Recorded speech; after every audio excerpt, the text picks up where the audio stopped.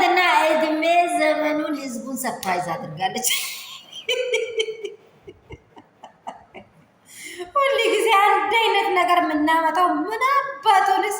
አሁንስ እኔ ነኝ የምወደው አይብሎ በላይ በደንብ የልጅ አባት ነው ብዬ በየቀኑ በመውደድ ፍቅር ውስጥ የሚወድቀው እኔ ነኝ። እስቲ የእያንዳንዱ ልክ ልኩ ይገለጥ በማለቷ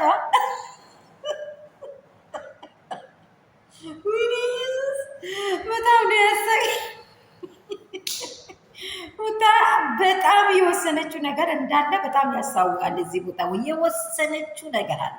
የወሰነችው ነገር አለ። ማንኛውም ሴት እንኳን እንደዚህ ይፋ ቆማ መናገር ሳይሆን ሩቅ ሆኖ ባሏን አገላምጦ የሚታየውን ሴት እንዴት እንደምትናደድ ታውቃላችሁ? ዋይ ለምን ፈቀደች ሩታ? እስቲ ይህን ጥያቄ አሰላስሉ። እኔም ማውራት አልፈለግም።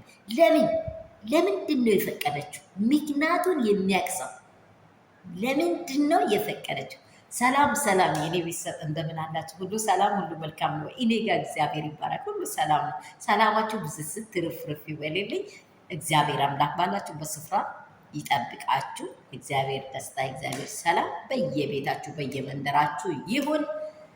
በየሃይማኖታችሁ ደግሞ ጸልዩ።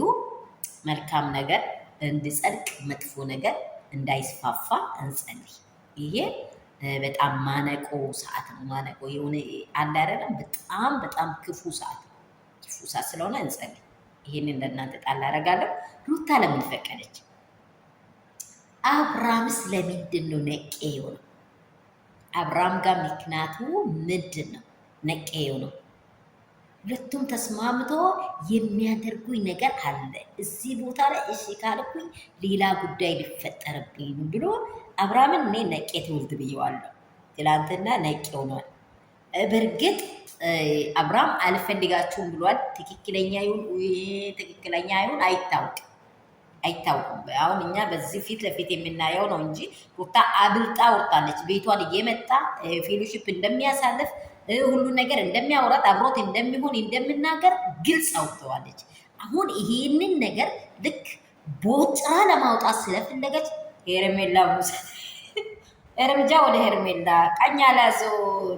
ብራዝል አሸንፋለች፣ ሞዛምቢክ ወድቃለች። ስለዚህ ማንቸስተር ደግሞ ነቄ ነው። አርሴን መፈለጉ ስለማይቀር እዚህ ስፍራ ላይ ብዙ እንዳስቁ። ሩታ ከልቧ ነው ወይ? ይህን ጥያቄ ያለችው ከልቧ ነው ወይ?